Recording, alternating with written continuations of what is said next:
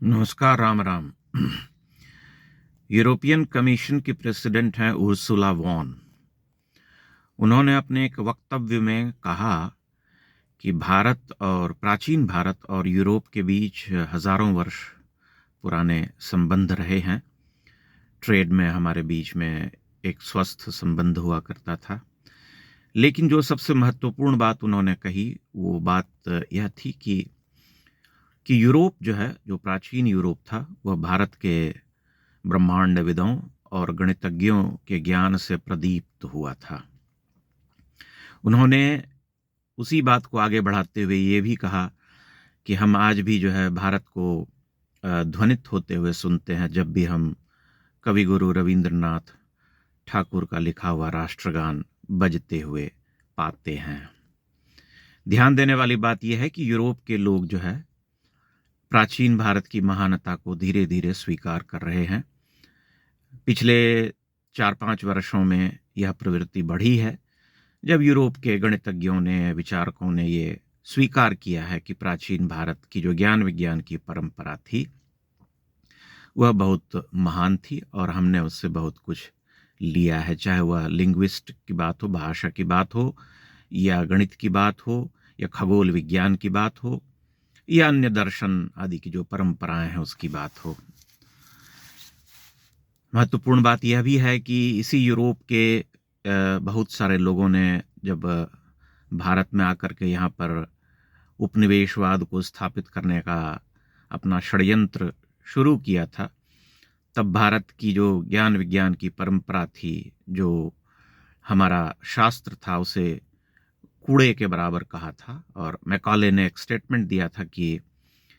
Europe की जो एक अच्छी लाइब्रेरी का एक शेल्फ होता है, वो जो है भारत के संपूर्ण ज्ञान विज्ञान से अधिक महत्वपूर्ण और मूल्यवान है, क्योंकि इन्होंने कुछ नहीं लिखा पढ़ा है, ये पोंगापंथी हैं। यही वो विचारधारा थी जिसने की नींव डाली भारत में आत्मविस्मृत होने की जो पूरी प्रक्रिया हुई, जिस तरह से आत्मघृणा की प्रवृत्ति को बढ़ावा दिया गया और 150 पौने 200 वर्ष के कॉलोनियल रूल में भारत को एक तरह से उसकी ही संस्कृति से उखाड़ फेंका, जिसके दुष्परिणाम हम आज तक जो है देख रहे हैं, भोग रहे हैं। कि भारत के जो लोग हैं वे रंग से तो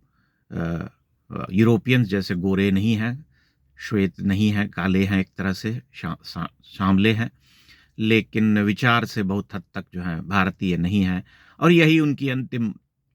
इच्छा थी, यही उनका जो है गोल जिसे हम कहते हैं था कि भारत के लोगों को अंग्रेज बना देना है, और वे मतलब कुछ इस तरह का व्यक्ति हो जाए जो अपनी ही संस्कृति से, अपनी ही सभ्यता से घृणा करने लगे, उसके जो जितने भी महान उसके तत्व रहे हैं उन सबको भुला दे और अंग्रेजी भाषा को अंगीकार करे, अंग्रेजी चिंतन को अंगीकार करे। ये प्रक्रिया इतनी घातक सिद्ध हुई कि आज तक हम उससे उबर नहीं पाए। पिछले दिनों प्रधानमंत्री ने अपने वक्तव्य में यह भी कहा था कि अगले 10 वर्षों में हम उसमें मैकालेवादी शिक्षा व्यवस्था को हटा देना चाहते हैं। ये ध्यान देने वाली बात है कि कैसे ये प्रक्रिया पूरी होगी। लेकिन यूरोप के लोग जब ये आकर के खुल करके स्वीकार करने लगे हैं, तब भारत के लोगों को भी सोचना चाहिए। जो यहीं के लोग जो उपहास उड़ाते हैं और कहते हैं कि यहाँ सिर्फ पोंगा पंडित होते थे और हमारे पास कोई ज्ञान विज्ञान नहीं था, सब कुछ हमने विदेशों से लिया, यहाँ तक कि भारत की संकल्पना को ही ये अस्वीकार करते हैं। पिछले 3-4 वर्षों में ये प्रक्रिया जो जब बढ़ी है, तब लोगों ने यह भी स्वीकार किया है कि आधुनिक गणित की बहुत सारी शाखाएं जो थीं, वो भारत में अपना जो है विकास कर चुकी थीं 13वीं-14वीं शताब्दी में केरला स्कूल ऑफ मैथमेटिक्स में, और अन्य जो क्षेत्र थे वहाँ पर जो है उसके बीज पड़ चुके थे। हालांकि हम इस सत्य से कभी मना नहीं कर सकते कि आधुनिक यूरोप में जब क्रांति हुई और पिछले 300-400 वर्षों में ज्ञान विज्ञान और गणित में उन्होंने जो है अभूतपूर्व प्रगति की है, उनकी महानता को कोई अस्वीकार नहीं कर सकता। उसे झुठला देना या नकार देना लगभग वैसा ही होगा जैसा कि एक समय में यूरोपियंस जो है भारत के इस पूरे अध्ययन या शिक्षण की जो पूरी परंपरा थी उसे झुठलाया था। इसलिए हम उस सत्य से कभी मना नहीं कर सकते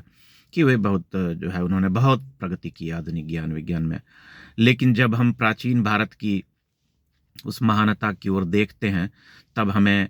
किसी ऐसे देश के प्रतिनिधि के द्वारा यह स्वीकृति जो है हर्षित करती है, एक तरह से आह्लादित करती है कि वे अब मानने लगे हैं कि भारत में बड़ा ही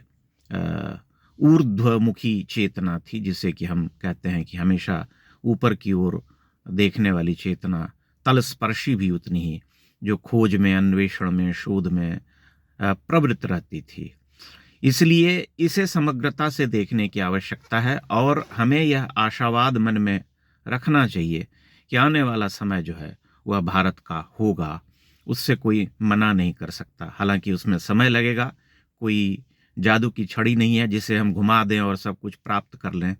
लेकिन आने वाला जो दशक है उसमें अभूतपूर्व परिवर्तन होगा, उससे कोई इनकार नहीं कर सकता। और धीरे धीरे जो है संपूर्ण विश्व भारतमुखी होकर के विचार करना शुरू करेगा, जिसमें कि सनातन जो है अत्यंत ही बड़ी भूमिका निभाएगा। धीरे धीरे यह भी स्थापित हो रहा है कि जो विकास हुए हैं, जो अभी गणित और कंप्यूटर साइंस में और इन सब क्षेत्रों में जो प्रगति दुनिया कर रही है, उसका एक बहुत बड़ा हिस्सा जो है भारत के लोगों के द्वारा भी निभाया जा रहा है। उससे कोई मना नहीं कर सकता, चाहे अमेरिका हो, चाहे यूरोप हो, चाहे कोई अन्य देश हो। वहाँ भारत के छात्रों, भारत के अध्यापकों, भारत के प्रोफेशनल्स की बड़ी भूमिका है, उनका बड़ा योगदान है। परंतु ये हमें यूरोपियन कमीशन के प्रेसिडेंट के द्वारा जो वक्तव्य दिया गया, उसने एक तरह से चकित किया है और एक तरह से यह जो है स्वीकृति भी है कि जब वैश्विक रूप से वे अलग थलग पड़ रहे हैं और उनके ही प्रिय देश अमेरिका के द्वारा जो है उन्हें ठोका बजाया जा रहा है, तब उन्हें भारत की स्मृति जो है आने लगी, होने लगी है और वे इस सत्य को भी स्वीकार करने लगे हैं। संभवतः यह समय की आवश्यकता भी है कि वे भारत के साथ कदम मिला करके चलें, क्योंकि विश्व की जो परिस्थितियां हैं इस समय वो कुछ इसी तरह का संकेत कर रही हैं, उससे कोई मना नहीं कर सकता। ये समय के साथ होता है, जब आदमी को आवश्यकता की अनुभूति होती है, जब उसे लगता है कि वह अपने अस्तित्व के लिए लड़ रहा है, तब उसे उन दिशाओं में देखना पड़ता है जहां से कुछ सकारात्मकता प्राप्त होने की संभावना दिखाई देती है कि भाई यहाँ अगर हम चले जाएं या इनसे हम मित्रता करें तो जो है हमारा ये संकट जो है वो टल सकता है। इसलिए इसको इसी परिप्रेक्ष्य में देखने की आवश्यकता है और एक तरह से समय के चक्र को भी अनुभव करने की आवश्यकता है कि समय का चक्र जो है, पहिया जो है घूमता है। इतिहास जिसे हम दफन कर देते हैं, गाड़ देते हैं और उसे ढकने का प्रयास करते हैं, उसे झुठलाने का प्रयास करते हैं, वह कहीं ना कहीं किसी न किसी रूप में प्रकट होने लगता है, अपने सत्य को उद्घाटित करता हुआ चलता है। और वही जो है हो रहा है, एक ये चेन है, एक प्रक्रिया है जिससे कोई मना नहीं कर सकता। ये बात जो है भारत के गणितज्ञों और भारत के ज्ञान विज्ञान के जो शोधार्थी हैं, जो छात्र हैं, जो शिक्षक हैं, उन्हें भी बहुत हर्षित करेगी कि उनके देश के महान गणितज्ञों, चाहे वो आर्यभट्ट हों, चाहे वराहमिहिर हों, चाहे भास्कराचार्य हों, चाहे ब्रह्मगुप्त हों, इन सब की महानता को लोग जो है स्वीकार करने लगे हैं। और यूरोप के जो आधुनिक लोग हैं वे मुक्त कंठ से उनकी प्रशंसा करने लगे हैं। मैं आशा करता हूं हम इस वक्तव्य को स्वस्थ विमर्श के रूप में लेंगे, न कि आत्मश्लाघा में डूब करके केवल अपनी ही पीठ थपथपाने में लग जाएंगे कि नहीं नहीं सब कुछ तो हमारे ही पास था, हम ही ने सब कुछ सिखाया। ऐसा नहीं है, उन्होंने भी बहुत कुछ दिया है, लेकिन भारत की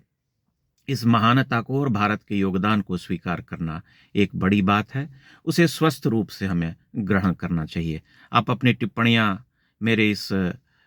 पोस्ट पर या मेरे इस वीडियो पर अवश्य कीजिएगा